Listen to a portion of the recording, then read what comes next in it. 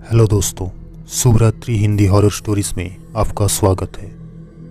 दोस्तों, आज जो कहानी आप सुनने वाले हैं वो कहानी एक खौफनाक चुड़ैल की भयानक कहानी है जो 15 सालों से एक ट्रेन में सफ़र करते हैं और रात को आने वाले यात्रियों को अपना शिकार बनाती है।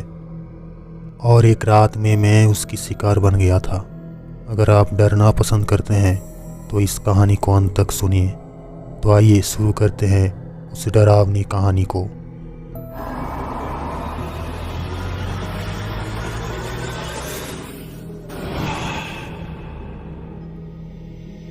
दोस्तों, ये उस रात का बात है जब मैं शहर से अपने गांव लौट रहा था। दरअसल मैं शहर में कंपनी में जॉब करता था, लेकिन क्रिसमस के समय मुझे घर लौटना था। आज करीब 3 महीने बाद मैं अपने गांव जा रहा हूँ। इसके लिए मैं बहुत खुश था। जब मैं रूम से निकला था तब शाम के करीबन 7 बज चुके थे। सबसे पहले मुझे रेलवे स्टेशन पर जाना था और ट्रेन पकड़ के फिर नीमतापुर से ऑटो पकड़नी थी।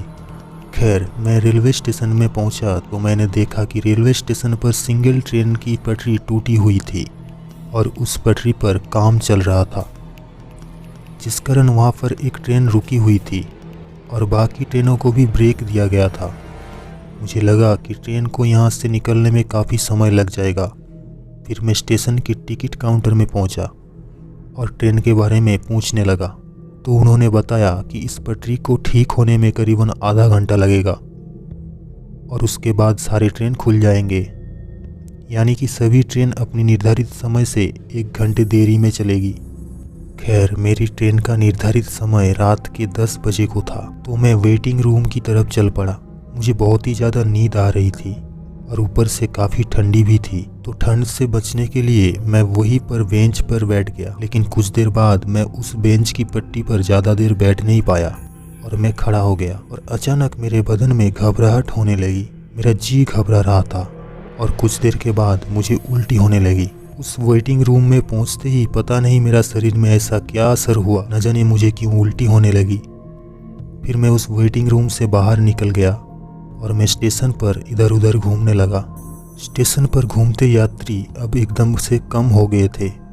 कुछ देर के बाद मैं थोड़ा सा नॉर्मल हुआ और स्टेशन की दुकान से एक पानी का बोतल खरीद के पानी पीने लगा। ठंड ज़्यादा थी। पानी पीने के बाद और भी ठंड लगने लगा था।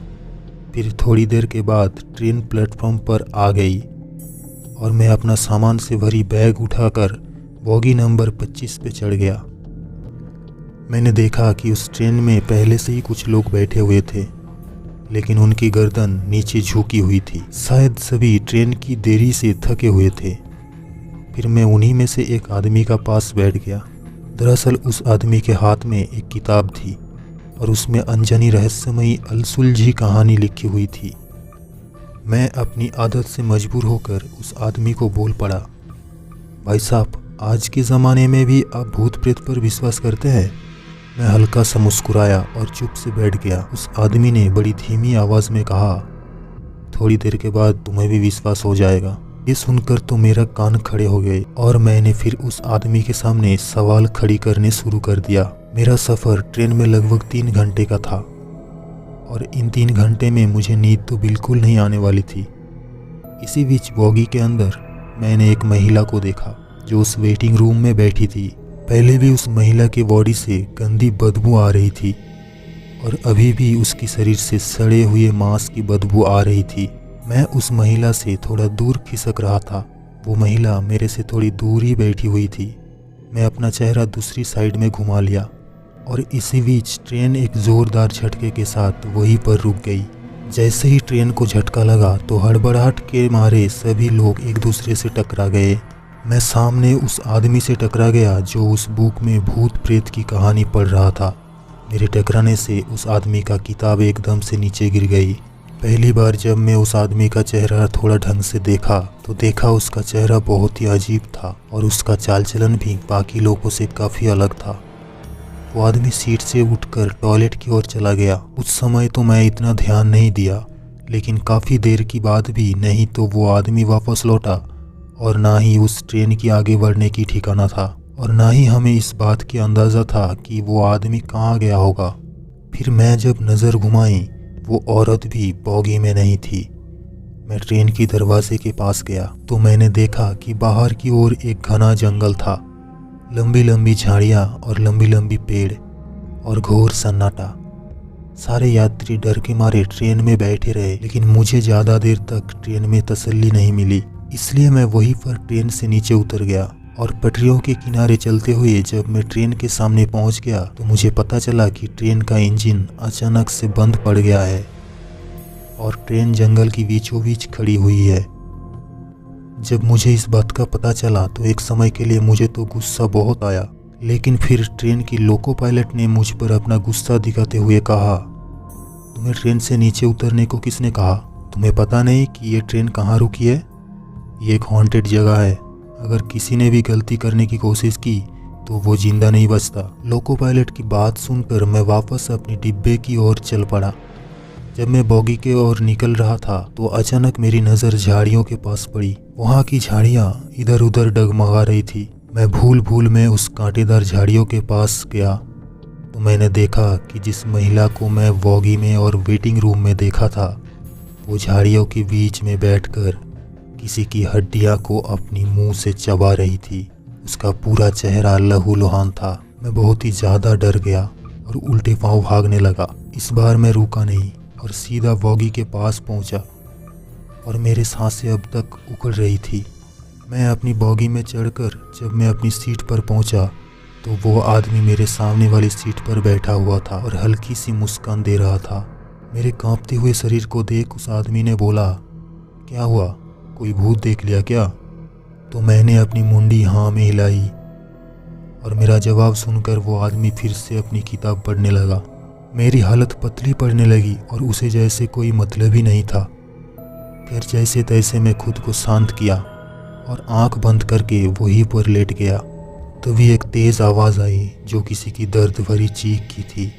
फिर जब मेरी आंखें खुली तो एक खून से सहनी हुई चेहरे को देख मेरा दांत कटकटने लगा। ये वही डरावनी चुड़ैल थी जो वेटिंग रूम से लेकर मेरा पीछा कर रही थी। मैं बहुत ज़ोर से चिल्लाया तो ट्रेन में सफ़र कर रही लोगों की एकदम से नींद टूट गई। उन लोगों में से एक बूढ़ा सा दिखने वाला आदमी मेरे पास आया और मेरे कंधे पर हाथ रख के बोला, क्या हुआ बेटा, इस तरह चिल्ला क्यों रहे हो?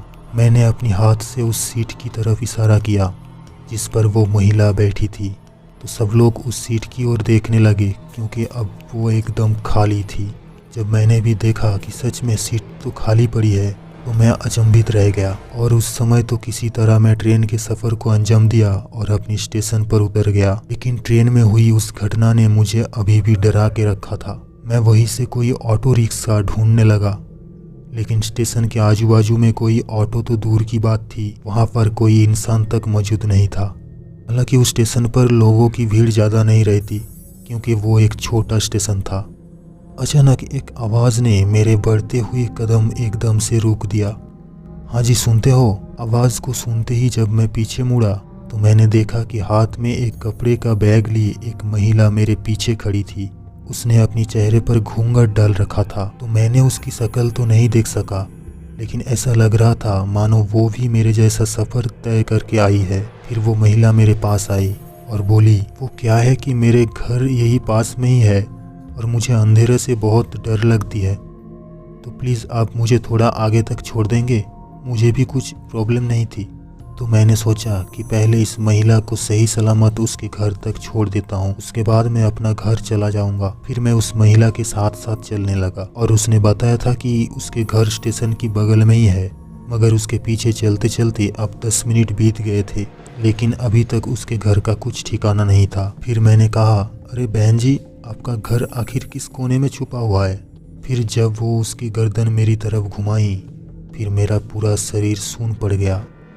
ट्रेन में बैठी ये वही वृद्ध महिला थी जिसका चेहरा खून से सना हुआ था।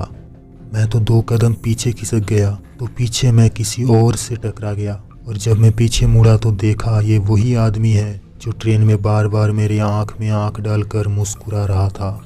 उसका हुलिया भी अब बदला हुआ था। जब मैं अपनी आजू बाजू देखा तो मैंने पाया कि ये रेलवे स्टेशन का जगह नहीं थी, बल्कि सड़क के किनारे एक खाली जगह थी जिसकी चारों तरफ तार बंधी हुई थी। मैं अभी समझ गया था कि ये दोनों प्रेत काफ़ी देर से मेरा पीछा कर रहे हैं। फिर अचानक से मुझे ऐसा लगा कि मेरा शरीर हवा में उड़ रहा है, और जब मैंने अपनी पैरों के नीचे देखा तो मैंने देखा कि मैं ज़मीन से करीब 10 फीट ऊपर था। और फिर अचानक मैं धड़ाम से नीचे गिर पड़ा और मेरी हड्डी पसली दर्द से तड़प उठी। मुझे कुछ समझ नहीं आ रहा था, लेकिन मुझे एहसास हो गया था कि मैंने कुछ तो गड़बड़ किया है, जिसके लिए ये दोनों तृप्त आत्मा मेरे पीछे पड़े हैं। कुछ देर सोचने के बाद मेरे सर में एक जोर से लगी और मैं बेहोश हो गया। और फिर जब मुझे दोबारा होश आया तो मैं एक खट पर लेटा हुआ था। जब मैंने अपने आसपास देखा तो एक आदमी जिसके सिर पे पगड़ी बांधे हुए थे, वो मेरे बगल में बैठकर चिलम पी रहा था। और उस आदमी ने जब मेरे आंखें देखी तब मुझे बोला, बेटा अब ठीक तो हो ना। उस वक्त मेरे सर में बहुत ही ज़्यादा दर्द हो रहा था और कुछ भारी भारी सा महसूस हो रहा था। मैं उस आदमी से कुछ कहने ही वाला था कि उसने कहा कि तुम जिस स्टेशन पर उतरे थे उसी स्टेशन पर एक माँ और उसकी बेटे उतरता है, जो 15 साल से एक ही ट्रेन की एक ही बोगी में सफ़र तय करता है। और जिस रूम पे अभी तुम मेरे साथ हो, इसी रूम के नीचे उन दोनों को दफनाया गया है। दोस्तों, ये सुनकर तो मेरा रोंगटे खड़े हो गए। उस आदमी ने मुझे उन दोनों की वास्तवता बताई। ऐसा रोमांचक किस्सा जिसे सुनकर मेरे अंदर तक टूट गया। दोस्तों, उस माँ और उसकी बेटे के साथ ऐसा क्या हुआ कि उनकी और इस रूम की साथ साथ उन दोनों के साथ इतना बुरा किसने किया था, और उनकी आत्मा आज भी ट्रेन के बोगी में क्यों सफ़र करती है, ये सब आज भी एक राज बना हुआ है। तो दोस्तों, आज की कहानी कैसी लगी हमें कमेंट करके ज़रूर बताएं। अगर कहानी अच्छा लगा तो वीडियो को लाइक और चैनल को सब्सक्राइब ज़रूर कीजिए। मिलते हैं और एक खौफनाक कहानी लेके, तब तक के लिए शुभ रात्रि।